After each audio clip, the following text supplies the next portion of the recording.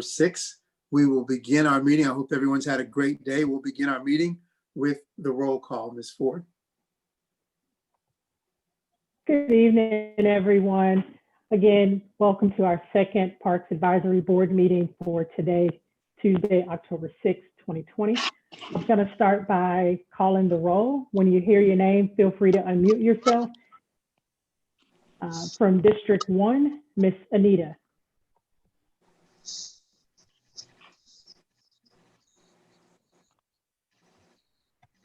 From District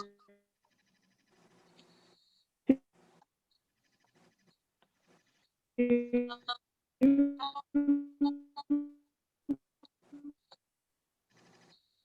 Miss Michelle.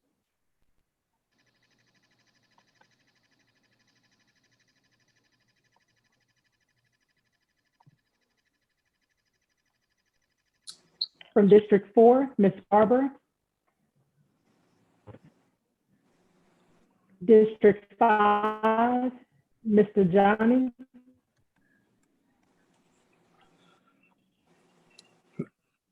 I'm here for District 3, Alan Kelly. I'm sorry, I think I missed it.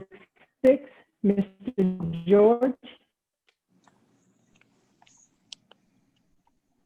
Ms. Ford, it sounds like you may be breaking up just a bit. District 7, Mr. Rodney.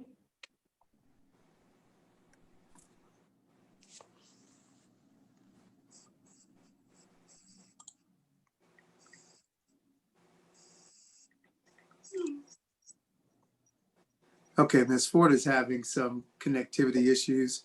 Board members, it appears he's trying to log back on momentarily, so we will kind of go back to complete the roll call as soon as she's able to join.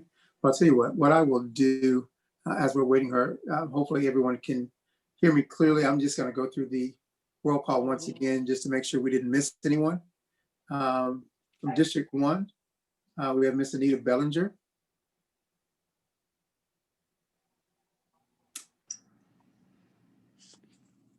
From District 2, Michael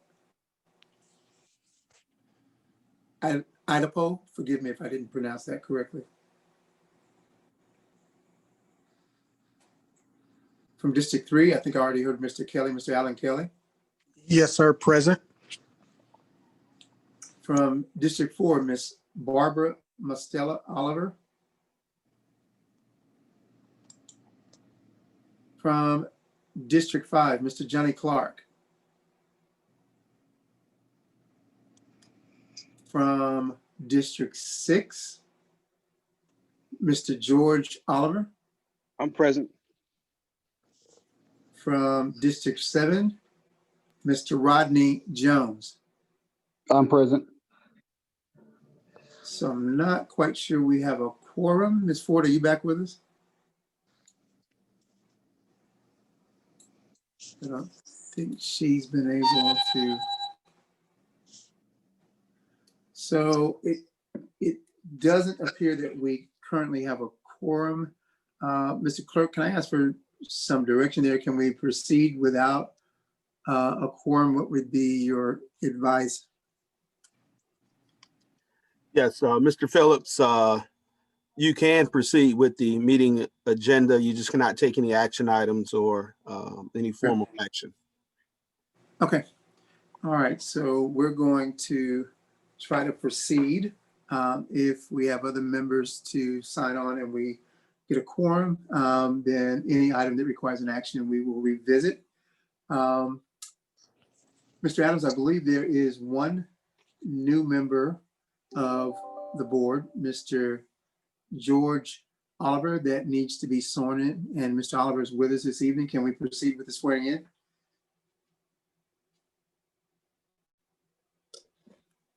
Yes, thank you. And I think you just had a one other member just joined as well. Yes, I believe I see Ms. Oliver. So that may get us to a quorum. I believe that does get us to a quorum. So we now have 4 members present: Mr. Jones, Ms. Oliver, Mr. Oliver, and Mr. Kelly. Yes, sir. So we do have a quorum at this point, but at this point, Mr. Adams, if we could, I believe we are at the junction where we would swear in our newest board member, Mr. George Oliver. Great. Good evening, members of the Parks Advisory Board. My name is Corey Adams, and I serve as the Deputy City Clerk for the City of South Fulton. I will be swearing in the new member this evening, Mr. Oliver. Yes, sir. As I state the oath of office, would you please raise your right hand and repeat after me, please? I, George Oliver, I, George Oliver, do solemnly swear do solemnly swear that I will truly discharge the duties that I will truly discharge the duties as a member of the Parks Advisory Board as a member of the Park Advisory Board in all matters which require in all matters which require my official action, my official action, to the best of my knowledge and skill, to the best of my knowledge and skill, and I will so act, and I will so act, as in my judgment, as in my judgment, be most conducive the most conducive to the welfare and best interests to the welfare and best interests of the entire city. of the entire city.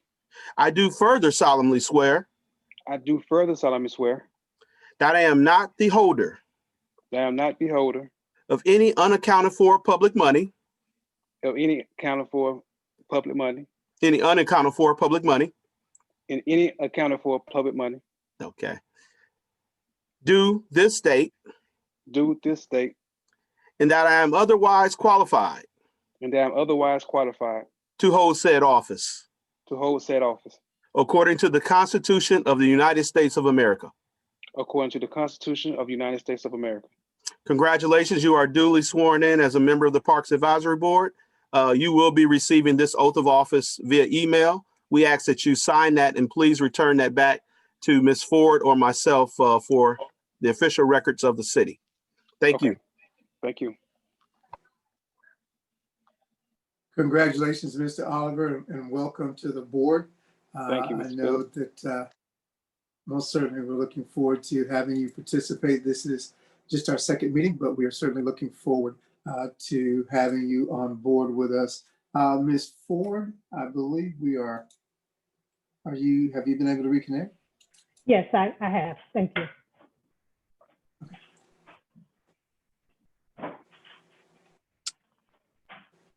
So the next item is to approve the meeting agenda. Hopefully all of you received that in the meeting notice. I'll entertain a motion to approve the agenda.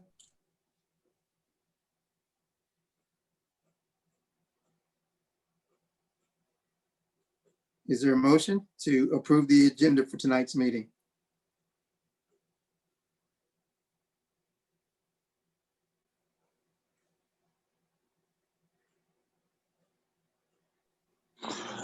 This is Rodney Jones. I was looking at it and I had I guess a few questions about it. We're doing phase 3, correct? Yes. So in reference to the agenda itself, you had some questions? Go right ahead. Well, the only question the only question that I had was the maintain, expand, and diversify virtual programming. How exactly would we, I guess, go about that, and what website? I looked at a couple websites that were attached to it, and would that be the only website? And I saw the events, and how will we, I guess, approve doing those things and approve the people to do those things? So let me make sure I understood your question correctly. This is in reference to the meeting agenda for tonight, and you were asking, could you repeat your question? I want to make sure I understood you clearly. I guess it would be the approval of the people that are doing the virtual programming. Okay, so no. So the approval of the agenda is to say that these are the items that we will discuss tonight. The role of the Parks Advisory Board is not to approve who's doing that. Essentially what we do is, as staff, is just provide information to the board as to what these programs are, how they're moving forward, and we'll discuss the items that are on the agenda. It does not require for the Parks Advisory Board to approve the virtual programming. The programming is already in place. And so the advisory board's capacity is to be kept abreast of what the department's doing, what things are coming down in the near future, the plans that are being worked on. We can discuss some of those items, but there isn't necessarily an approval of staff or programming that the advisory board has to undertake. Did that Okay, answer your question? yeah, you did. Okay. So with that, are there any other questions relative to the agenda?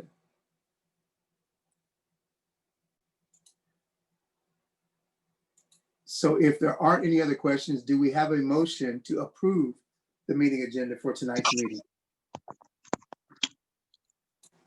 I motion, Rodney Jones. Thank you. Is there a second? Second. Thank you. All in favor? Aye. Aye.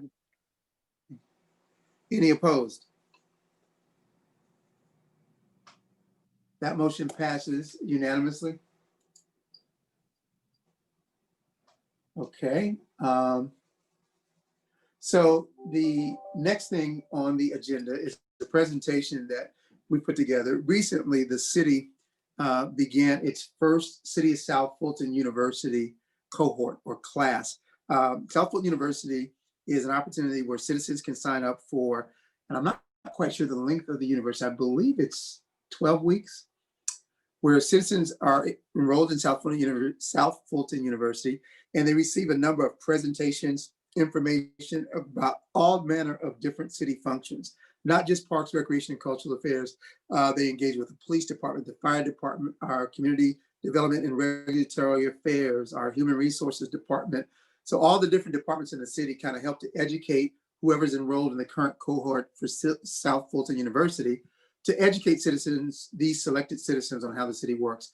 We were the very first department to present to South Fulton University. And so we thought it would be a good point of information this evening to share that same information with you as our Parks Advisory Board.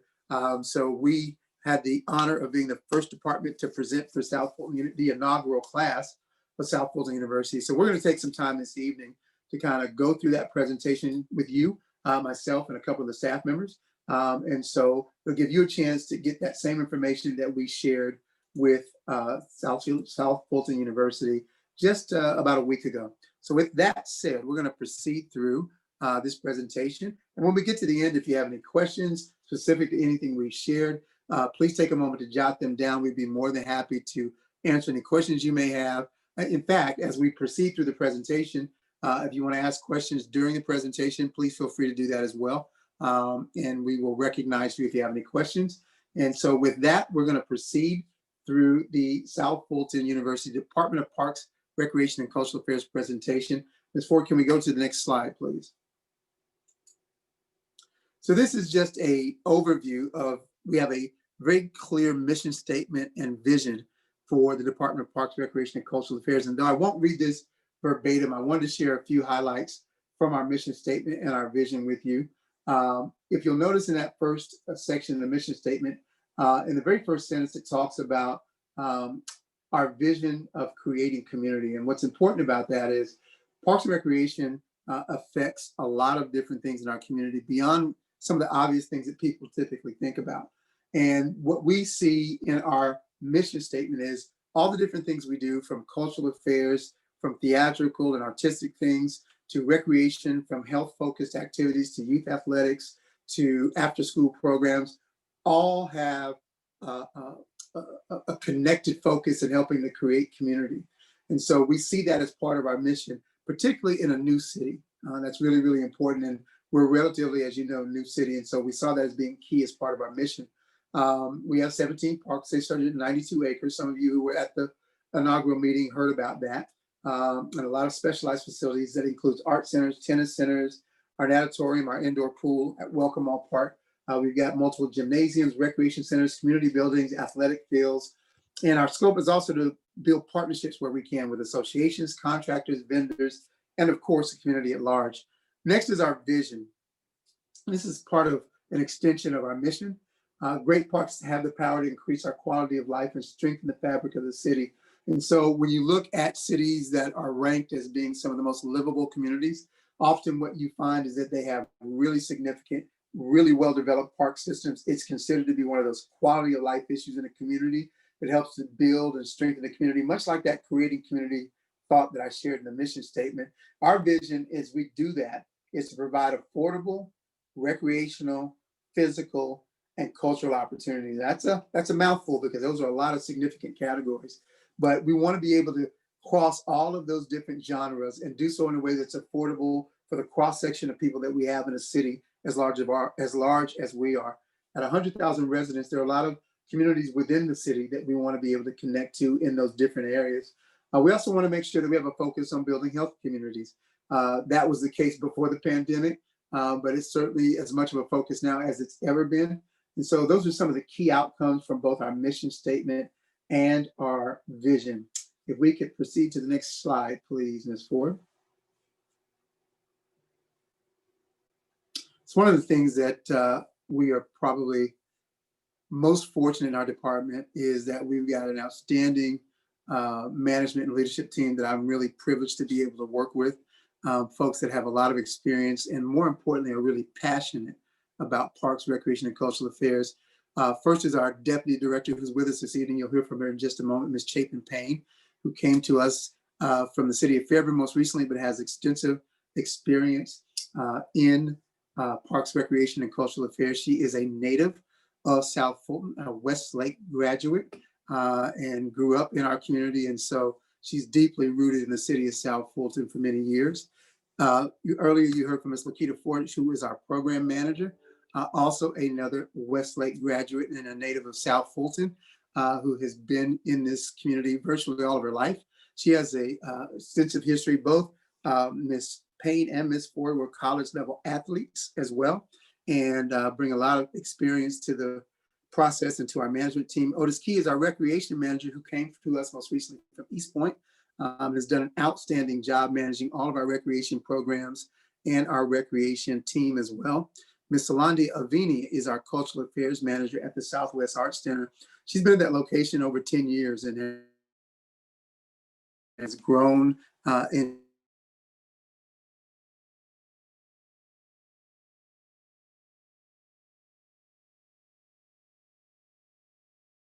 and so we're really fortunate to have her. Tony Jordan is our other cultural affairs manager. He's been with cultural affairs for about 5 years, has an extensive background in a lot of areas within cultural affairs. And so we're happy to have Mr. Jordan on board as well. In addition, we have Michael Hernandez, who is our production manager.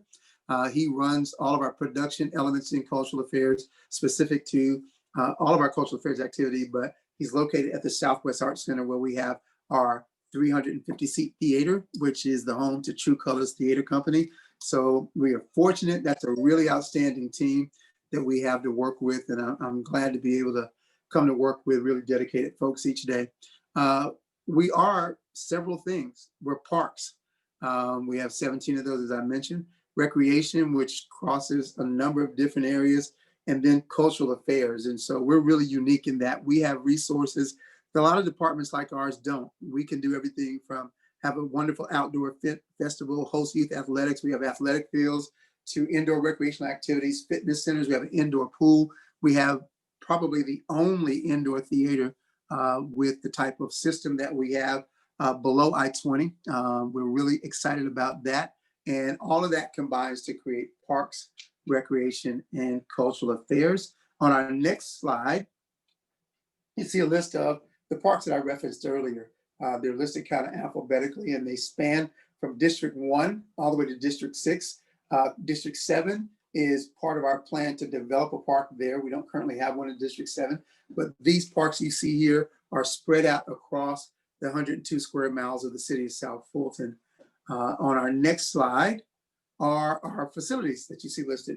The recreation centers, you have Burdett, Cliftondale, Creel, Sandtown, Welcome On Auditorium, the South Fulton Tennis Center, which is currently undergoing a major renovation that we're really excited about, and the Burdett Tennis Center as well.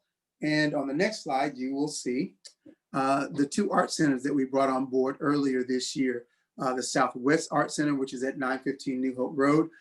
These facilities aren't currently open due to our phased reopening with the pandemic, but if you've not visited there, we encourage you to visit both there and the South Fulton Art Center.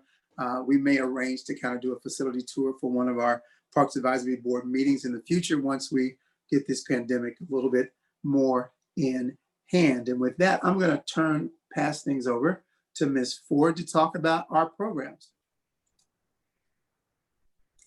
So you'll see here, everyone, we have a general listing of our recreation and cultural affairs programs. Now, before I just dive in, a part of our master plan process, one of our consultants, Mr. Nile Bhatt, who talks a lot about the program and helping us to create metrics and tools to evaluate our program model. So what we've done through this master plan already is we've created 10 core categories for programs. So going forward, every initiative or item that we include should be nestled underneath one of those core items. And so currently they are adult athletics. We have, hold on one second. So we have adult athletics, we have youth athletics, we have fine arts, we have performing arts, we have aquatics, we have our out of school activities, which are more so like your after school programs. We have health and wellness, which are going to be a combination of most of your fitness classes. We have also a category that we've sort of carved out that we didn't have at first, but through the master plan, we realized we needed to isolate our senior activities, which would be separate from our adult activities. So that's a new category that we currently carry. And then these programs that you see here listed, these were a part of kind of our original roster. So we have our after school programs, summer camps, which we consider these as essential programs that our community, our leadership, and our staff recognize that we cannot do without. So minus the global pandemic, we'll always find a way to make sure that we facilitate after school and summer camp opportunities for our young students. And then our youth athletics, this kind of spans from everything from basketball to baseball, to football, to cheer, to dance, tennis. And we are also adding some programs underneath this category, which we'll touch on a little bit later. Adult fitness, from our statistically valid survey, we recognize that fitness was a very, very high priority among our citizens. So we have cultivated some new programs, which we'll touch on here underneath our adult fitness category. Senior activities, which I mentioned is pretty new for us, really putting a heightened focus because in South Fulton, we have a pretty significant senior population. And over the course of the next 3 to 5 years, those numbers are anticipated to grow. So we've carved out some pretty specific activities for seniors. Aquatics is kind of long-standing for us. We have a very successful competitive team, a youth swim team, the Swordfish. They have medaled nationally, regionally, locally, and our aquatic supervisor, Mr. Reno Bashir, is incredible in leading the way with our aquatics program. Music lessons, visual arts, theater arts, ceramic dance. These are kind of grouped into fine arts and performing arts, which are new for us as we have recently brought on the South Fulton and the Southwest Art Centers. And then we have a STEM program for middle school and high school students, which are housed out of Sandtown, Creel Park currently, but through the pandemic, we are doing those virtually. We actually partner with a nonprofit called Future Seekers, who delivers our wonderful STEM program and have done so for quite some time. Spoken word is a program category that's going to fall under our performing arts. We actually have some spoken word events coming up here within the month, and we will be partnering with Serenbe Institute to deliver spoken word, as well as one of our cultural affairs managers, Tony Jordan, who will be delivering a youth spoken word. And then virtual classes, which we touched on a little bit in our last meeting. Because of the pandemic, we sort of got pushed into the virtual world, but we have responded relatively quickly and effectively by creating a roster of virtual classes that you'll see here shortly. And go to my next screen. So within the confines of the pandemic, we had to cultivate a list of programs that were COVID friendly, if you will. And you can see here, we have a little bit of a mix of virtual opportunities as well as in-person opportunities. So that adaptive program category, these are classes that can be modified for any type of disability or accommodations, or it could just be modified for injuries or different age or different abilities. So Inner Healing Stretch is a program that we're going to offer virtually. Men's power training, movement and balance are going to fall on the health and wellness category.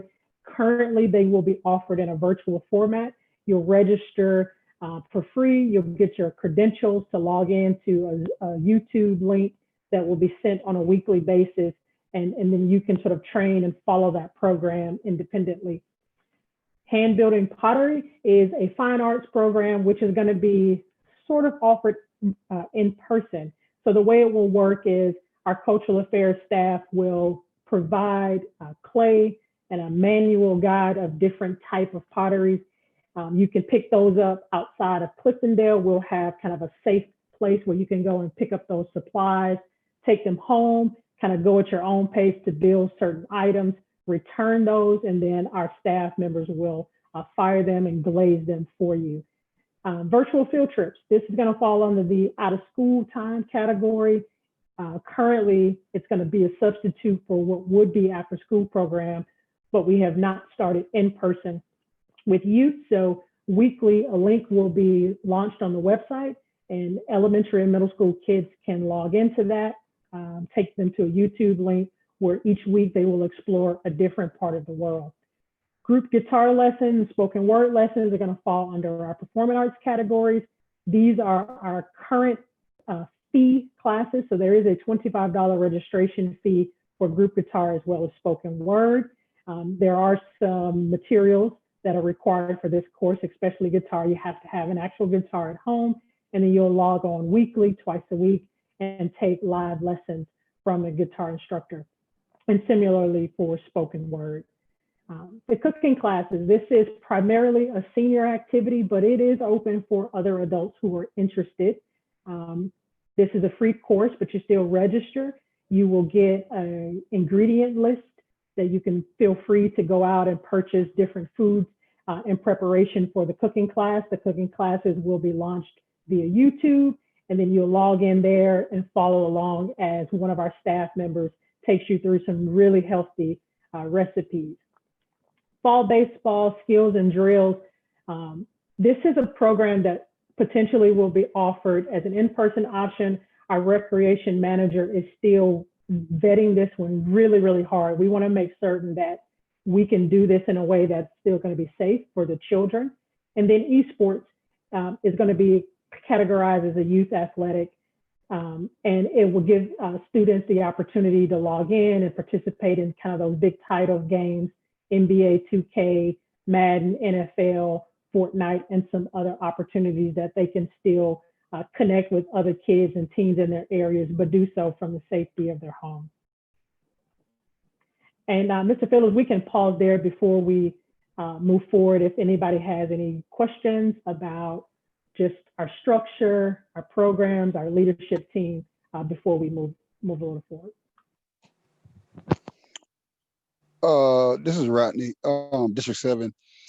I was looking at the programs we have, and I might be mistaken, but the last meeting we had, I remember somebody bringing up agriculture. Have any of those classes been discussed, or just finding land to be able to do that?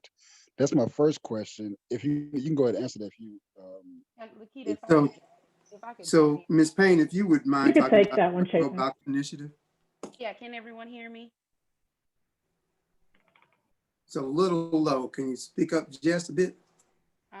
Yeah, can you hear me now? I'm trying to, yeah, let me pick it up. Mr. Yes, Jones, go ahead. I can hear you. Okay. Yes, so we've launched the South Fulton Grows, which was the city manager's initiative. And the South Fulton Grows program was developed to address food insecurities, especially during this time. As you know, sometimes we are in food deserts and trying to address those issues through personal grow boxes. Our first event, we gave away 200 grow boxes to the community. We're actually having another event in District 5 on Friday where we're giving out an additional 100 grow box kits to go to residents. Our next step, we are in talks with a possible grant to do a community garden within the city. We already have one community garden already in the city, which is located behind our South Fulton Tennis Center, which is located in District 3. That is ran in conjunction with the UGA Extension Program. We also have some additional programs called the Green Jolly Growers that Lakita is hoping to launch in the spring of next year that will also kind of get us more into that agricultural world and ag business. We're getting with some of the farmers in our local community and starting that conversation on how do we address insecurities within South Fulton and how can we expand the knowledge on growing your own produce at your homes and also utilizing community gardens. And we've partnered with a couple of local farms as well to kind of get some subject matter expertise involved in all of these efforts. And it's become more relevant. It's a really good question because it's become more relevant for a lot of people as we've been working our way through this new normal over the last 6 or 7 months in this pandemic. And a lot of folks have gotten a lot more interest in grow boxes, agricultural knowledge. And so we're going to try to continue to see if we can't develop that. So did you have 2 questions or was that? I did have 2 questions, but the second one I can kind of push that to the back because she gave me another question. Okay. As far as us having like giving out the grow boxes, and I know about the little farm thing, the little farm center behind the tennis courts. Mm-hmm. But my next question is, have we ever thought about doing like a weekend farmers market somewhere in the in South Fulton?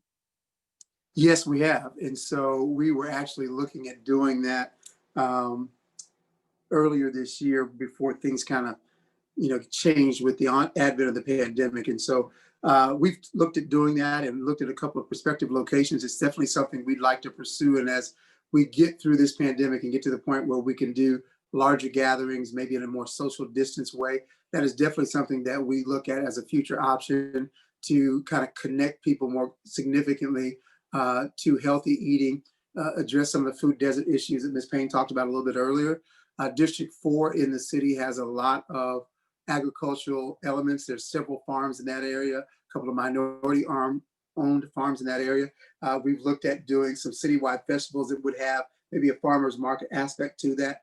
Possibly Juneteenth could be one of those options. And so we definitely want to pursue looking at a farmer's market opportunity. Again, having to social distance and initially shutting everything down with this pandemic kind of changed some of those immediate plans, but it's definitely something we look to incorporate into our larger agricultural programming.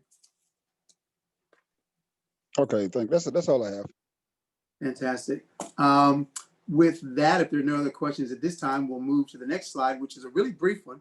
I just wanted to mention the master plan because it is such a significant foundational effort for us, but I'm not going to talk a whole lot about that because a little later in our agenda this evening, we have Mr. Carlos Perez, who's much more of an expert at that than I am, and he's going to talk about our current phase of the master plan, which is visioning. So we'll move on to the next slide, which is Ms. Payne, who's going to talk to us about how the department has responded. One more slide, Ms. Ford. One more. And the next one. There we go. So Ms. Payne's going to talk about our COVID-19 response. I just mentioned how things have changed so dramatically. So she's going to walk us through what that looks like in Parks, Recreation, and Cultural Affairs. Ms. Payne. Hi, everyone. So as you know, around March 13th, we had to shut down and close our facilities. We shut down for about a month and kind of decided what type of direction we were going to take during the pandemic. And the first thing that kind of came to mind with us within the first 30 days is we wanted to meet our residents where they were. And at that point, everyone was at home and had computer options and technology options. So we wanted to provide some type of virtual program. So we launched our Join the Fun with South Fulton PRCA. This was an initial initiative that was launched on Instagram, and we've expanded it through our Facebook. Now we have YouTube as well, YouTube videos that if you have not taken a look at, our Juneteenth program is still on YouTube. It's a great program that we launched. And then we've also propelled that into some fall virtual classes that Lakita mentioned earlier on in the presentation. So we have transitioned from initially where we've had to shut down our facilities and we weren't doing any programming, to where we are currently actively programming on a daily basis, doing pre-recorded videos. We do live videos on our Instagram. We've moved also to doing some social distance events outside using our mobile stage. If you have not attended one of our Rock the Blocks, we've had 2 so far, which have both been Zumba parties, and I'll expand on that as we move on through the slides at some additional events that we will bring to the community and some social distance events. Lakita, if you could hit the next slide. So our goal is always to make sure that while people are in our facilities and in our parks, that they remain safe. So we are currently in phase 1. Phase 1 includes opening of 7 of our parks, which includes our community garden and canine crossing, which was added towards the latter part of the phase. Phase 2 includes parks, facilities, and a few passive programs. As we move into phase 3 will include additional parks, facilities, and then we will continue kind of our new normal programming and establish some in-person programming. So phase 1 is what we're currently in. As you can see, you may have seen some of our yard signs around the parks that are open. We wanted to open a park in each district. So I know sometimes the question comes up why this park isn't open and this park is. It's due to staffing. We have staff monitors to make sure that physical distance is maintained. Our parks are open for passive use right now. So that's walking, jogging, walking your dog, kind of doing some things that you can do on a passive use activities. Our parks are open from 8 a.m. to 1 p.m. and we take a small break to clear the park. And then we open again from 3 p.m. to 8 p.m. And those parks are Burdette Park, Canine Crossing, Cliftondale Park, Creel Park, Trammell Crow, Welcome All, and Wilkerson Mill. Next slide. And this is just a list of some of those passive those passive activities that we have within our parks. As you can see, we do still have some restricted areas within our parks. Playgrounds, pavilions, courts, outdoor restrooms, water fountains, exercise equipment, that has remained closed and will continue to kind of remain closed until we move more into phase 3. Phase 2, we hope to open up some of our rec centers as well. You can see the hours that we hope to open on.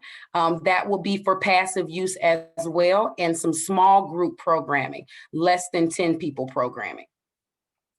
Keita, if you can go to the next. Now, phase 3 is just our new normal. I know everyone hates kind of hearing that word. It's kind of used so much right now, but our new normal programming, which will continue some physical distancing guidelines. We will reopen all of our facilities, all of our parks, and begin offering some of our youth athletics, recreation, and arts programs. Our arts programs now, as Lakita mentioned earlier, we will have 2 arts programs that will be offered online, and that's our guitar lessons as well as our youth and adult spoken word. So please make sure you tell your community about these programs that we have offering right now. When the pandemic started, we wanted to do as many outreach programs as we could. And this kind of launched us into an array of social distance giveaway events where we were able to meet the needs of the community. We've done food distributions. Councilwoman Willis in District 3 hosts a food distribution from about April. I think the last one was about 2 weeks ago. every Friday during this time. We also, as I mentioned, our Grow Box giveaway. We've done COVID testing. We partnered with the Serenbe Institute to do virtual concerts that were offered live on YouTube. We've also partnered to do some pop-up grocery stores. The most recent one was about 3 weeks ago with Candy Burris, and we held that one at Sandtown. Upcoming special events. So you've heard of our Rock the Block series. We held 2 Rock the Blocks at Southwest Art Center. We are now moving to District 2 for our next Rock the Block, and it's going to be spoken word performances and a live DJ. You're welcome to bring a chair. We will have social distance squares. You'll stay within your square and enjoy a performance, multiple performances from some of the best spoken word artists. We have a great spoken word artist right here on our staff. Our cultural affairs manager, Mr. Tony Jordan, will lead this program. So please tell everyone about it. There is a registration process on Eventbrite. So please make sure you register through there. We also, as mentioned, we will have our Grow Box giveaway. That will be this Friday. We still have some spaces left.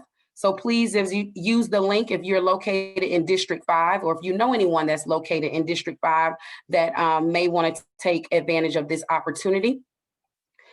We're also going to do a social distance art exhibit that will take place in November. We have a few other events that are in the works of being planned, so we'll share those with you as they come to fruition.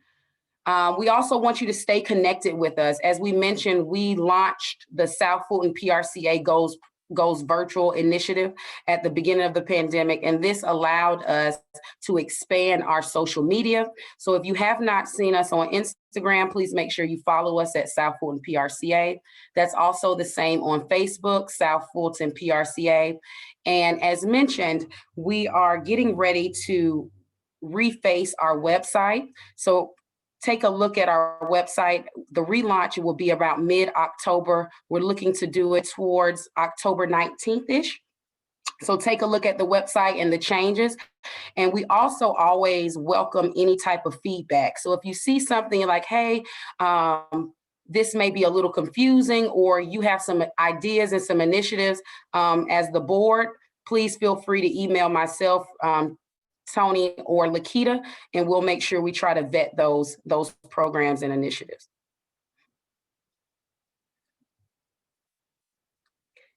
Staying connected with us. I'm not sure if everyone receives our Ready, Set, Go newsletter, but if you don't, this is a newsletter that is released monthly.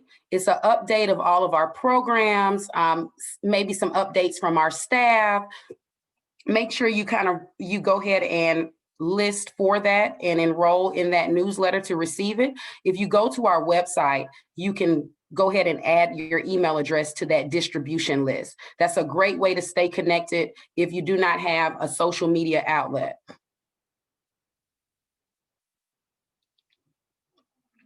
These are just some questions we wanted to provide. You'll get a copy of this presentation. Sometimes these are frequently asked questions that our admin staff gets kind of on a daily basis. We wanted to provide you with some of these answers to these questions, so you're prepared to kind of answer if anyone comes to you and needs any type of feedback, or if you were seeking any information about rentals. Lakita, you can click one more. We have rentals, some information about our cultural affairs as well. Click one more. Cultural affairs is listed here. If you have any questions about that, please refer back to this document. You can kind of click all the way through, Lakita, because we're going to provide this document for you guys at the end of the presentation, at the end of the meeting. Does anyone have any questions about any programs, virtual programs, any program offerings that you've seen that may impact our community directly? Okay. Well, I have a question about the because I may be going back a little bit far, but you kind of sort of touched on it a little bit too. about the baseball thing, because I did see a flyer or an email about baseball something, because I know that's going to be an outdoor thing, and you're saying that we're still in phase 1. So how is that going to take place, or what? So, And the conditions of the fields right now are not so good. so a couple of things. One is we're still in the process of looking at the best way to do it. It's intended to be more of a skills and drills training and not a formal league like we typically would do if we weren't in this pandemic. And the purpose of that is to figure out how we can best do this and maintain social distancing.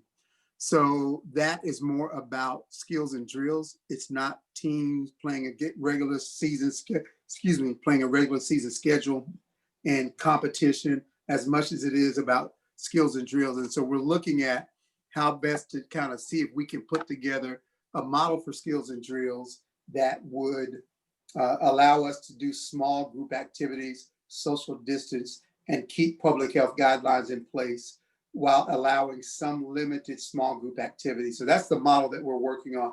The field conditions are being worked on as we speak. And so we haven't started the program yet.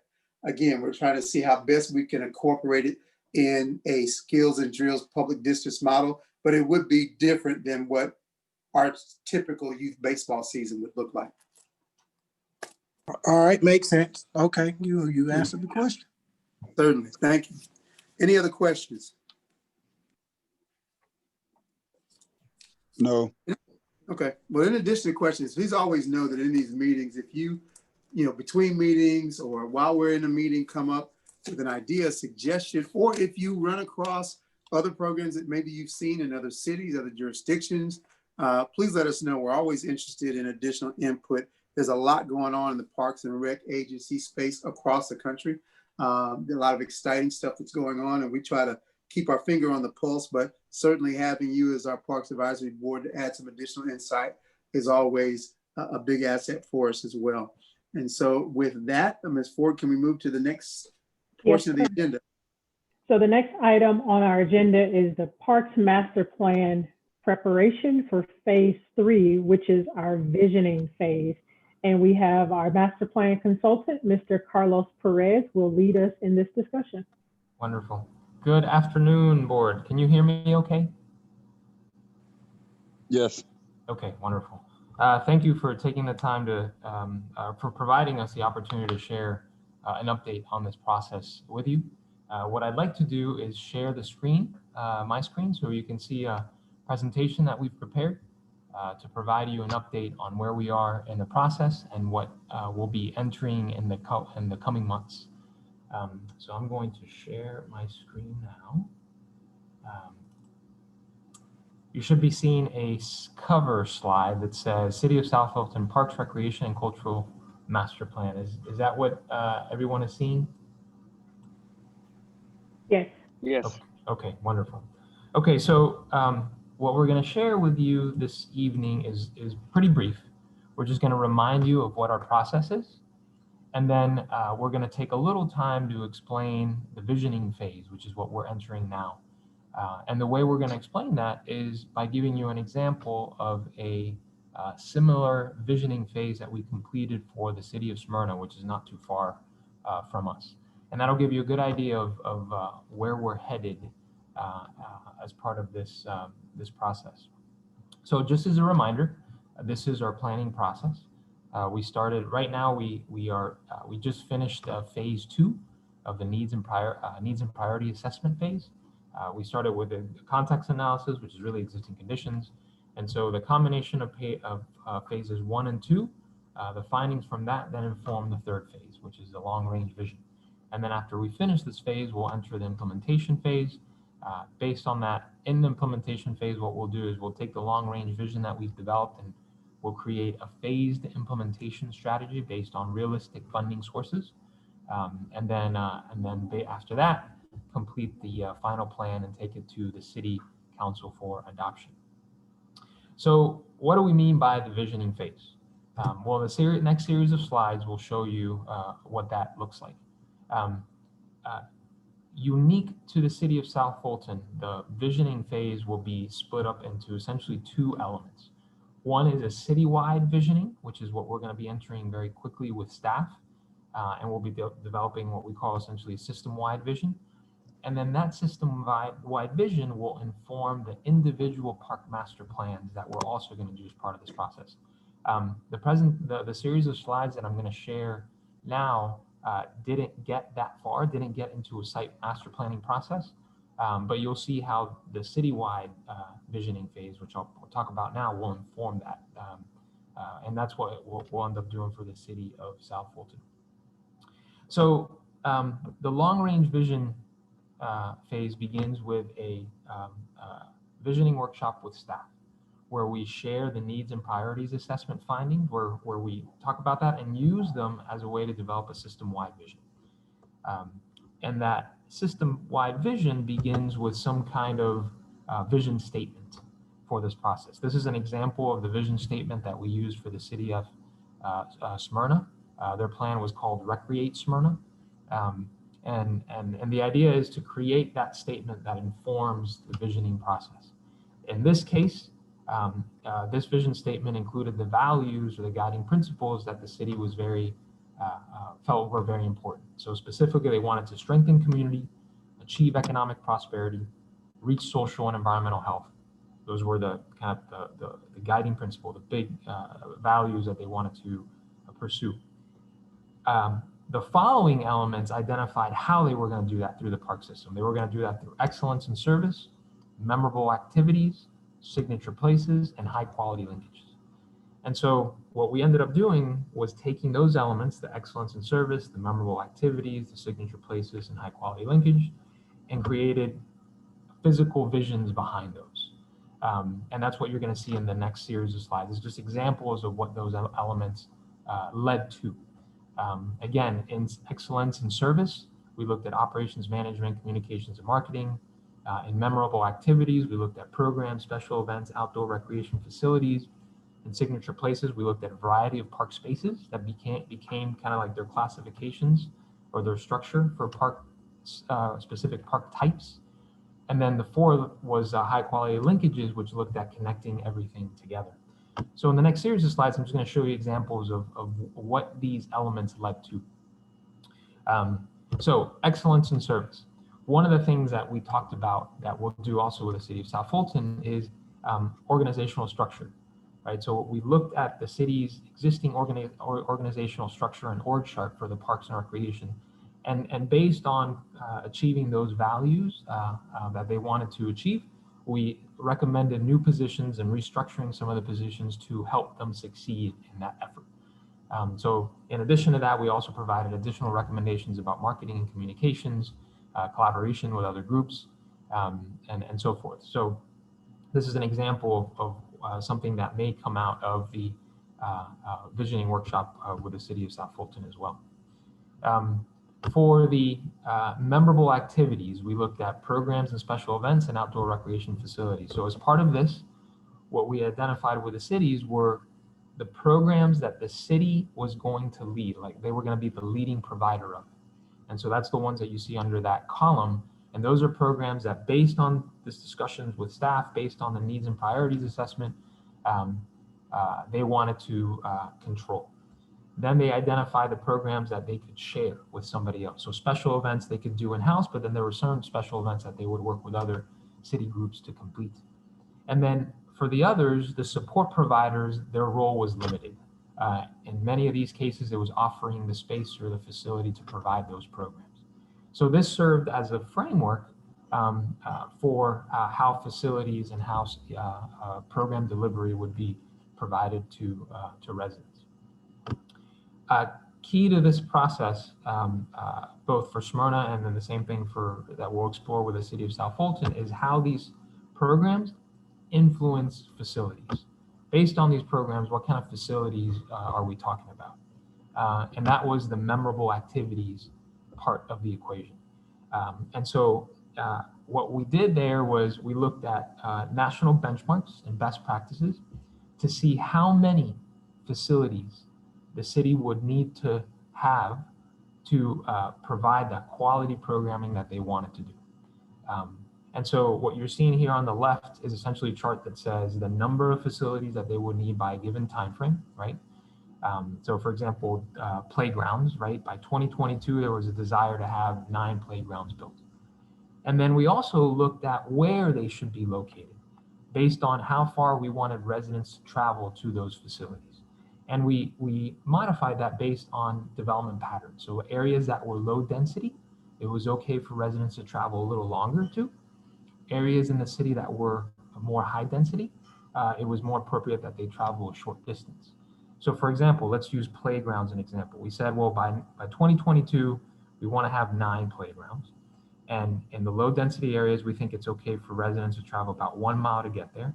In high density areas, we think it's appropriate for them to travel half a mile to get there. And so what we did is we located the existing playgrounds, which you see here in circles. And then we looked at where the gaps were. And then that's where these asterisks are, is where the proposed playgrounds would be. So it was a way of, again, informed by the values, informed by the programming, and then looking at best practices, we located where these future facilities could potentially go, right? In some instances, there were several parks that could facilitate the development of these facilities. In other cases, it would have to be future acquisition as that was available. And so we did that for all the facilities. So it was a map that looked like this, right? That said, for all the facilities types, these are areas that are in need of these facilities and potential parks where they may fit into.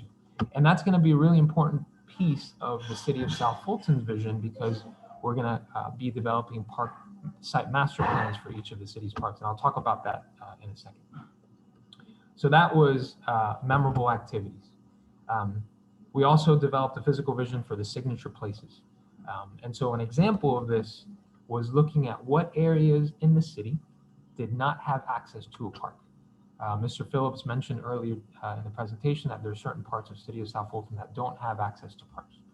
So what we did is we looked at where those areas were and then essentially proposed areas that where a park could go. And that's these circles with yellow and orange dots that you're seeing. And so the idea being that you would have small parks, neighborhood parks, community parks in these areas. And then we even gave them examples of what those prototypical parks could look like. So as private development happened or private redevelopment happened, they could be provided to a developer and say, if you're going to develop a park, this is what we need it to look like. And then that was updated into their ordinance code and allows them the ability to obtain those parks through that process in a way that meets their needs. Another example is we created natural areas and nature trails.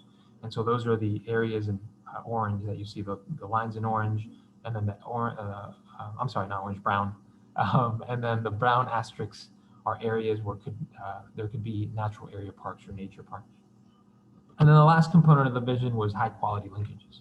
And so we developed a framework that looked at on-street facilities, which are the streets that you see with little circles or trees on them.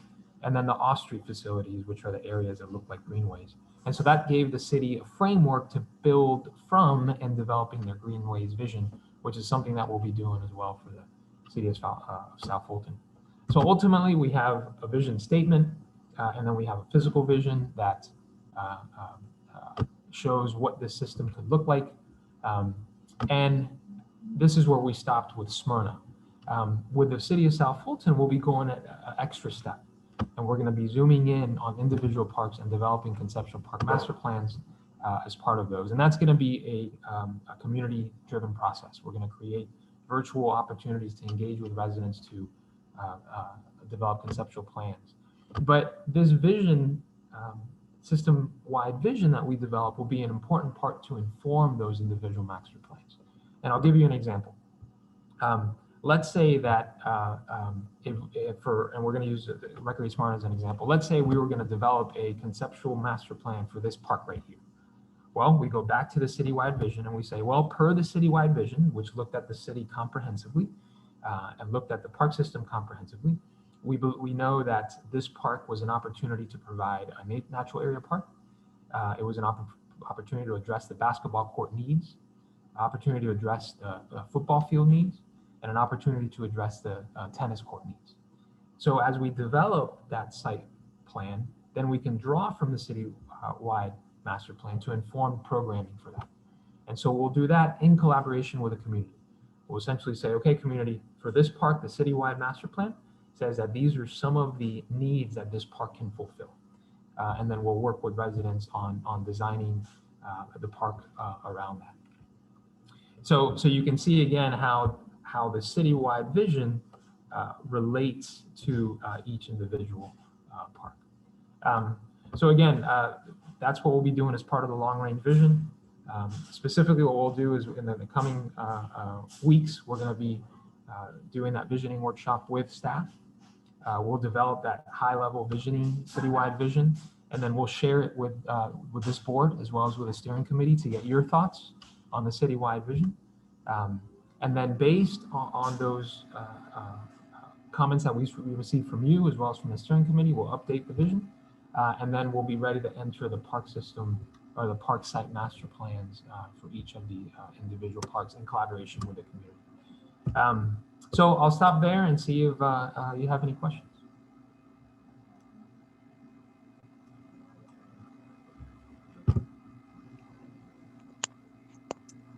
I don't have Well, any. we're really looking forward to the visioning part of this.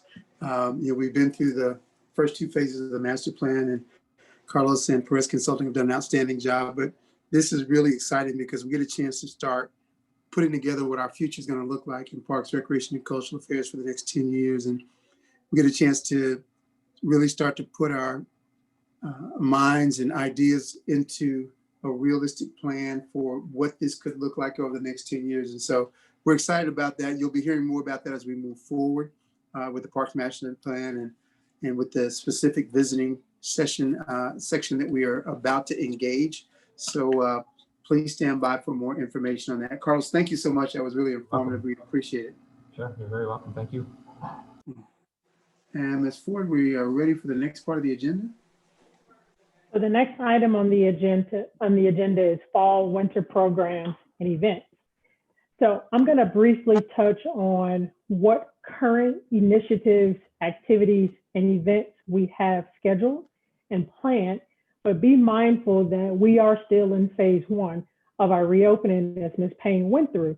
So as we as a city continue to monitor the ongoing cases of COVID-19, if we get to the point where we transition into phase two or phase three, there can and likely will be some changes, some additions to this fall roster of programs and events. But currently, with the information that we have right now, I'm going to go through what activities we have on the docket. So remember, I told you with the master plan, we have narrowed everything down to 10 core programs. And so I'm going to go through each one of those core programs and identify which activities we have underneath. So the first one is adaptive program.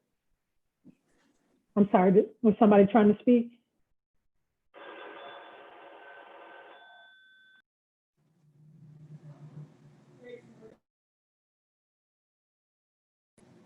I think we're good, Ms. Ford. You can move forward.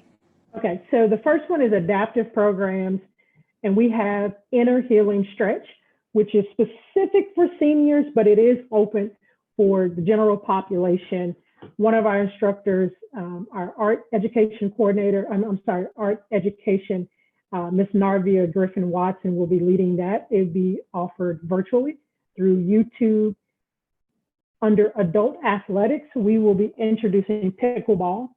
Again, pickleball is a primary senior citizen popular program and activity, but it is also open and available for adults as well. This will be indoors, so we will have all of our social distance parameters and guidelines accounted for. It will take place at our 3 gyms, Welcome, Burdette, and Sandtown. More information will come as far as the exact meeting days. This is a free activity, so there's just a basic registration. and then you basically learn to play the sport, and then we will have some pretty friendly competition. Under aquatics, providing we successfully move into phase 2, we typically have partnerships with our local high schools within our city limits and within the area. So we have about 3 or 4 high schools that will be utilizing the indoor pool for their swim practices. We will offer our water aerobics and our adult swim lessons. Again, that's when we are able to move into phase 2, where the indoor pool will be open. Under the fine arts category, we spoke about the hand building pottery class. This is kind of a hybrid where all of the materials will be made available for citizens to pick up, but then you will have your materials to sort of work at your own pace. And when your projects are done, you can return those and we will do the firing and the glazing for those. Health and wellness, we will have 2 programs under that category, the movement and balance, as well as the men's powertrain. They will be offered as 6-week courses. There will be a requirement of some gear or some supplies that you can purchase independently. And then weekly, a YouTube link will be sent to registered participants so they can log in and follow the instructors that will be delivering those 2 classes. Out of school time, we will have the virtual field trips. This is primarily for elementary and middle school students. Weekly, you'll be able to log into the department's website and there will be a link present. Again, these virtual field trips are the Great Wall of China, the rainforest, just different places throughout the world where kids can go through kind of a monitored or a guided 45-minute field trip activity. Performing arts, we have our group guitar and our spoken word. These are paid programs, so there's a $25 registration fee. You will be able to go in, you register through our online website, and then you will get the credentials to a Zoom or Teams, Microsoft Teams. Group guitar, you have to have a guitar, and spoken word is geared towards teens. So you're talking about late middle school and high school students as well. Senior activities, we'll have our healthy cooking class where there's a free registration. You log in, you get the ingredient list and all of the meals that will be shown. And then weekly, we'll have kind of the live through a YouTube link where you can follow those recipes and learn some basic cooking meals and entrees. Special events. This is a big one because it's going to be really fluid depending on how we transition into phase 2 or phase 3. We're likely going to offer these programs. Obviously, the setup of these programs could differ, whatever modifications we have to put in place depending on what phase we're in. We've already started the Rock the Block, as Ms. Payne mentioned. We did 2 Zumba classes, and then upcoming in October, we're going to start with our live spoken word performances and a live DJ, which will be at the South Fulton Arts Center. We will celebrate Halloween. In our city last year, we had a really, really great turnout in District 5 at Burdett, where we had a haunted house and an indoor candy factory. Now that's going to change a lot how it looks this year, just because we don't have the capacity, or we don't want to encourage gatherings. Last year, we probably had about 600 people in that event.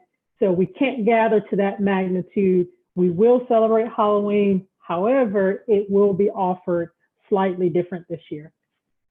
Our holiday extravaganza, which is our citywide Christmas event. This will be our 2nd annual holiday extravaganza. It was held last year at the South Fulton Tennis Center, which is now under construction for a massive reconstruction of those courts. So we will change the location. And again, because we don't want to encourage significant gathering, we will change the format in which we deliver the holiday extravaganza. So more to come with that, but we will celebrate our 2nd annual holiday extravaganza.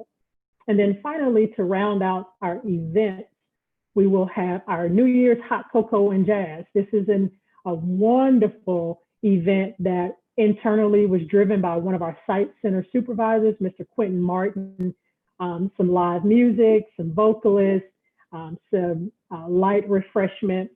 It's typically been held indoor at Welcome All. Again, depending on where we are in New Year's, it will determine how we administer that event. If we can do it indoor, if we cannot do an indoor, if that has to change to virtually, but we will celebrate our New Year's hot cocoa and jazz. And then the last category, youth athletics. We talked a bit about fall baseball, as Mr. Phillips mentioned. It's more so skills and drills than your traditional baseball league, but we are still monitoring where we are with COVID-19. We will not offer anything if we are not convinced as a department that our youth are absolutely safe to be able to engage in that type of activity. Youth basketball, again, we might have to change how we administer youth basketball. We may have a later start date. We may start with similar skills and drills. We do have some outdoor basketball courts that we can utilize depending on the weather, if it gets a little cooler, or we do have the option to do potentially some indoor 3-on-3. We will offer some form of youth basketball. It just depends on where we are in our phases and what the cases are looking like. And then lastly, our esports virtual option where kids can sort of log in from home and be able to participate in some Madden, NBA 2K, Fortnite type of sports leagues that are typically 6 to 8 weeks long and rounds off with some sort of competition or a playoff. So those are our current fall and winter roster of programs and events. Again, those programs will likely shift and change as we make adjustments in response to the pandemic. So if anybody has any questions or comments or feedback about those activities, feel free to unmute yourself and we can talk through them.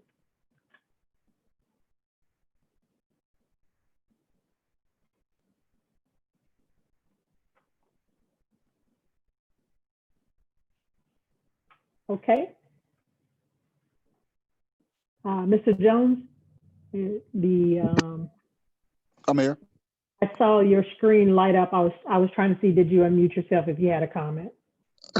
I did, but that was a mistake. I'm sorry. Okay, no worries. Okay, Mr. Phillips, if you are okay, we can move to the next agenda item. Please proceed, yes. Our last agenda item, I believe, is marketing and communications. Okay, so this is actually, I'm going to go through this pretty briefly here. Essentially, for our marketing and communication plan, we understand as a department that there's two sides of programming: to craft great programs that are connecting to the community and also to drive participation. So I will pat myself as well as my team on the back, as well as our master plan consultant. We've done a really, really good job making some key adjustments to put together a well-organized and balanced program roster. Now the other side of the coin, we have to make sure that people actually know about our programs, know what we're offering.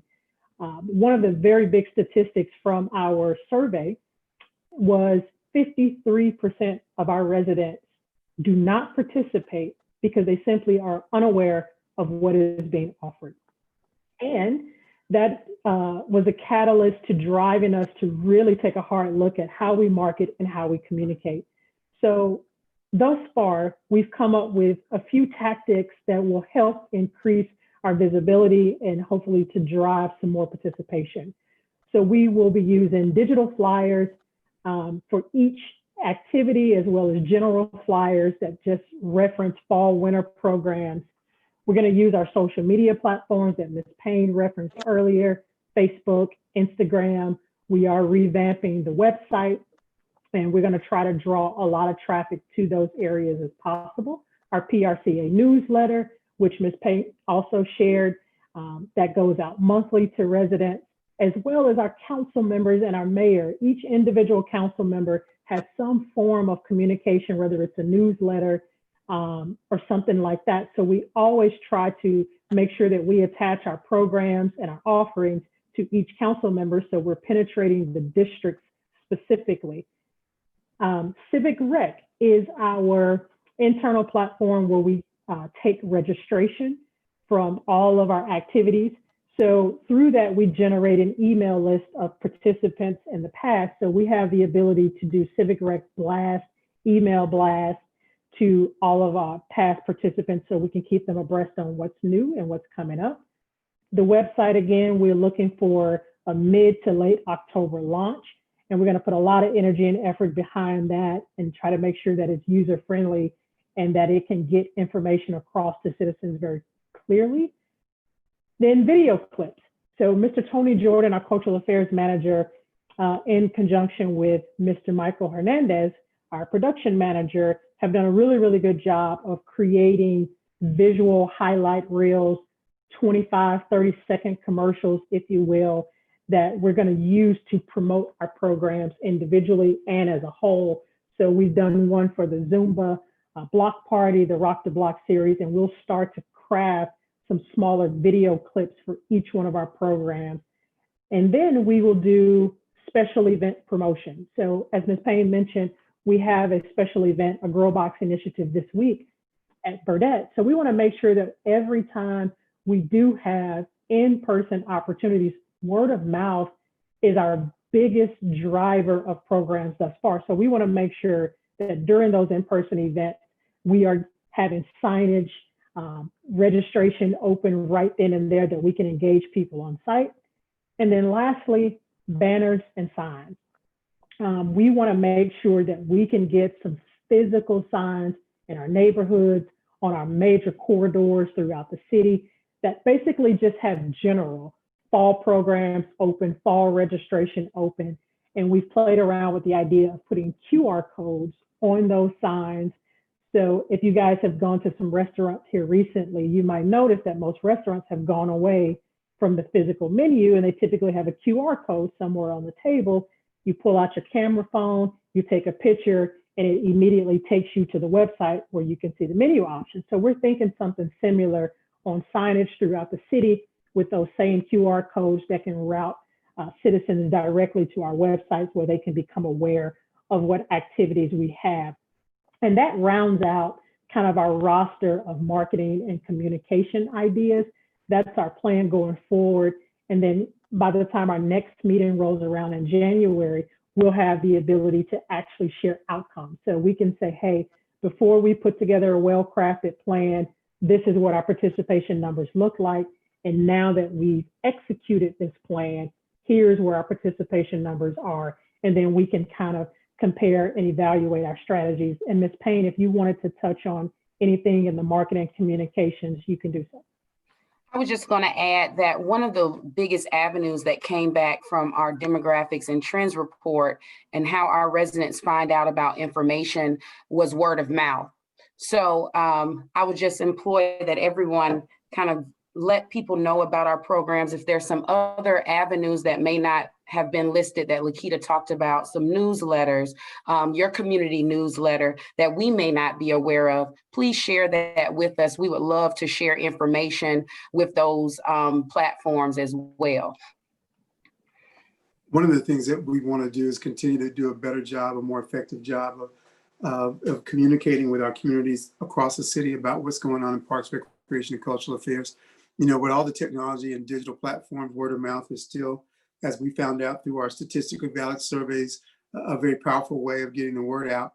You know, in our future discussions, we'll be talking about some of the improvements that are coming to our park system. We've got the new renovation of the South Fulton Tennis Center. We have new exercise equipment going in at Trammell and Wilkerson Mill. We've got some other exciting projects that are connected to our URA fund that the city council approved about a year ago. And so there's a lot to tell in terms of programming, in terms of our visioning with master planning, in terms of facility improvements, field improvements. We've got some funding in the URA to do athletic field improvements, upgrades, things of that nature. So we want to make sure we're communicating that so that people understand what's going on and how they can connect. And so more to come on that. I want to thank everyone for your time this evening. We're going to wrap up at this point. That concludes all of our information on the agenda for tonight. Does anyone have any questions or anything before we take a motion to adjourn? Any questions?